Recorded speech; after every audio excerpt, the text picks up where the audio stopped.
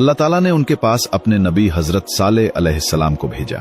हजरत सालेह अलैहिस्सलाम और अल्लाह की ऊँटनी का वाकया। जमाना कदीम में एक कौम थी जिसको कौम समूद कहा जाता था। वो लोग बड़े ताकतवर और खुशहाल थे। पहाड़ों को तराश कर अपने लिए अजीम शान महल और घर बनाते थे, लेकिन उनकी एक बड़ी कमजोरी थी, वो अल्लाह ताला को भूलकर बुतों की पूजा करते। हजरत सालेह अलैहिस्सलाम ने उनसे फरमाया, ए मेरी कौम, अल्लाह को एक मानो, उसी की इबादत करो, वही तुम्हारा रब है जिसने तुम्हें पैदा किया। लेकिन कौम के सरदारों ने कहा, ए साले, अगर वाकई तुम अल्लाह के रसूल हो तो कोई मोजिजा दिखाओ। हम उस वक्त तक ईमान नहीं लाएंगे जब तक तुम्हारी सच्चाई का वाज़े सबूत न देख लें। उन्होंने शर्त रखी, हमारे इस पहाड़ से एक ऊँटनी जिंदा निकले जो हमारी आंखों के सामने हो।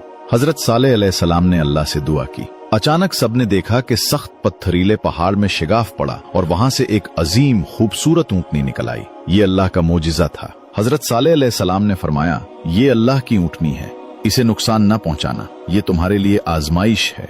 इसका हक है कि ये अल्लाह की जमीन पर जहां चाहे चर ले। एक दिन ये पानी पिएगी और दूसरे दिन तुम्हारे जानवर पानी पिएंगे। शुरू में लोग हैरान थे, कुछ ईमान ले आए, लेकिन ज्यादातर लोग जिद पर अड़े रहे। सरदारों ने कहा, ये कैसी आजमाइश है, हम अपने कुओं पर ऊँटनी का कब्जा बर्दाश्त नहीं कर सकते। वक्त गुजरता गया और आखिरकार काफिरों ने एक बड़ी साजिश की। उन्होंने ऊँटनी को कत्ल कर डाला। कुरान में आया है, फकरूहा फकाला तमत्तऊ फी दारिकुम सलासतुन अय्याम ज़ालिका वअदुन गैरु मकसूब।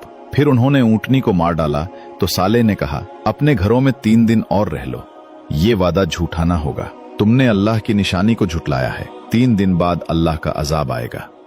और फिर ऐसा ही हुआ।